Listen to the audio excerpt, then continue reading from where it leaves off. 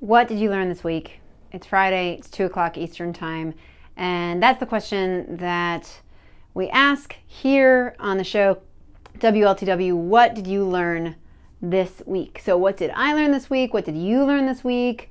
Leave a comment below. What did we all collectively learn this week? So I'm Annie Schiffman. I am the founder of Downstage Media, and at Downstage Media, we help actors, producers, improv people, dance people, anyone who's on tour for a show. If you want to know how to, if you're overwhelmed with social media and you want to have a plan of what to post, Downstage Media helps you with that plan. And you can go to downstage.media to get all that information. But I started the company about a year ago, and we've been off and running, and every Friday we talk about what we learned this week. So it usually, based on that, here I'm just going to adjust my camera a little bit. Based on that, it usually is about social media, theater, marketing your show, marketing yourself, somewhere in that world. So that's what we are talking about today. So I'm going to share with you 3 things that I learned. Now, FYI, they are all up on the blog. So you could go to downstage.media/blog, and I isolate these for you there, and you'll be able to have more information there. But just play along.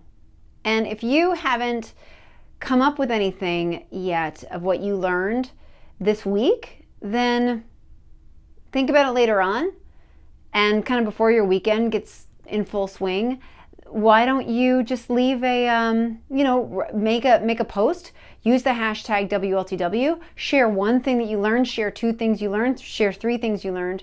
But this is just your time to stop, take stock of what you are learning week in, week out, so that way you can actually build and grow.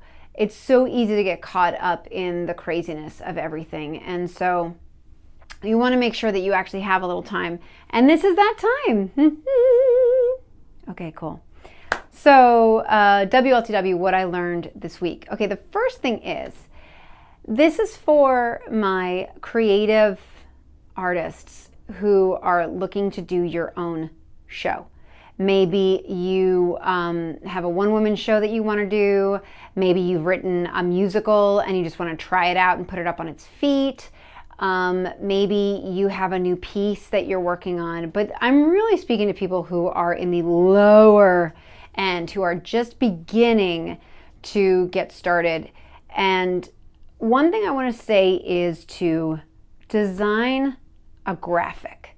This graphic is going to come up a lot. You could think of it like a show poster, but it's got to be something that's malleable and can work with a whole bunch of different sizes.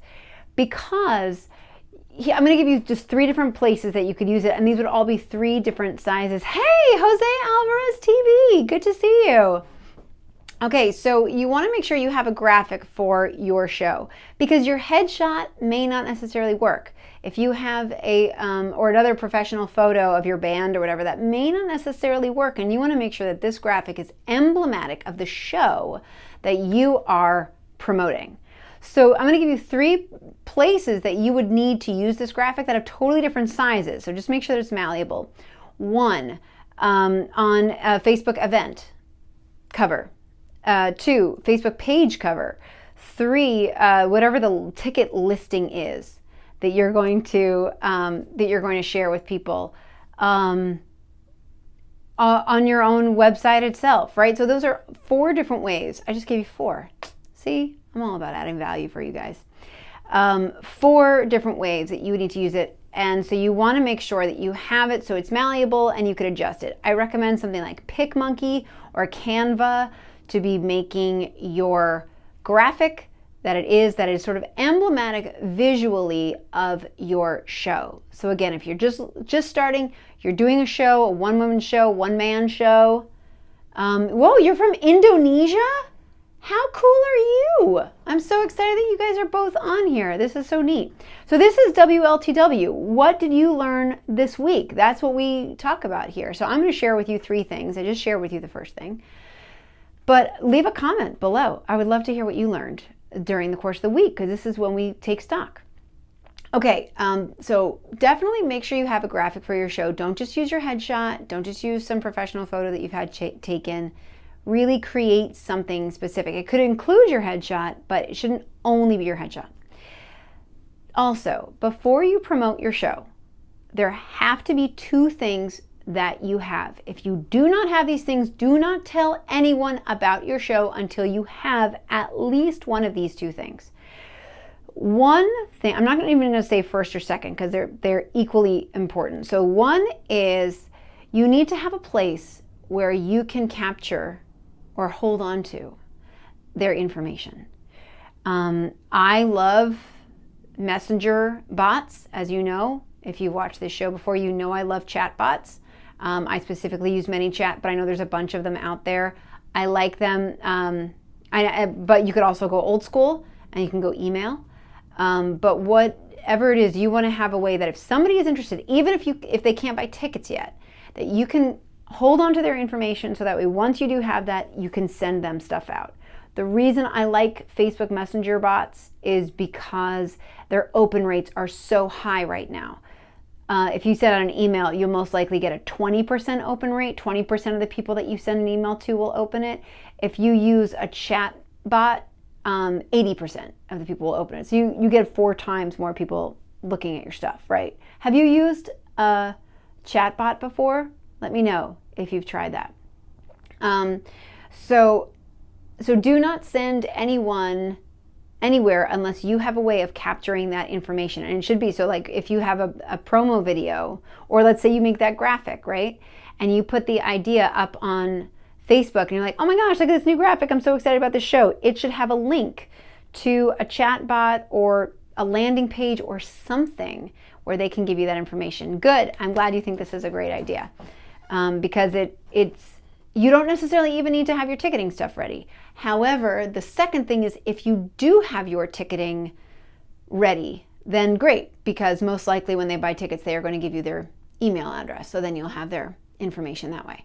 But don't send, you just got to hold, I know you're excited about your show, but you just have to hold on to it until you have one of these 2 things. So either your ticketing link is ready to go or you have a way of capturing their information. Finally, speaking of capturing information, lead generators. I don't know why this did not dawn on me before. I've been blogging for Downstage Media for over a year now, and I don't know why this is just occurring to me now. But it's something I learned this week, see? So, which is, I'm not a huge fan. Tell me if you agree. I am not a huge fan of like downloadable, like get my PDF or get my ebook or whatever. Like, I just don't think people read them. I think that they download, I don't think that they read them. And I feel like it's a lot of work on your end. So what and like, you know, like on the first page, you know, download this or whatever. So what I like doing instead is at the bottom of a blog post, giving them something that they can do, and maybe in the sidebar of the blog post. But the aha moment was every single blog post, not just the shot lists and checklists category that I have in particular, but every single blog post should have some way of capturing their information. So let's say that you're an actor and you're like, how the heck am I going to use that? Like, what am I going to do? If you were an actor, you could say, watch my reel. And then when they click on that, they give you their email, and then you send them an email with your reel video there, right? Or it's a chat bot, and they click on there, and then you have their information that way. So, but whatever it is, and even if it's the same thing at the end of every single blog post, just this way you are building up your database. So when you have something to share with people, you have a way of sending it out. So those are the 3 things that I learned this week. I know I blasted through them super quickly, so go to downstage.media/blog and you can get all the information that I just talked about here. I'm also going to be archiving this, if everything works well, I'm going to be archiving this on IGTV as well, so you'll be able to check it out after the 24 hours.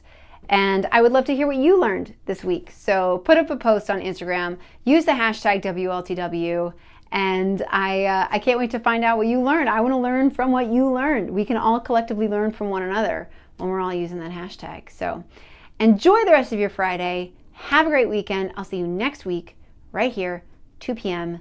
Instagram Live.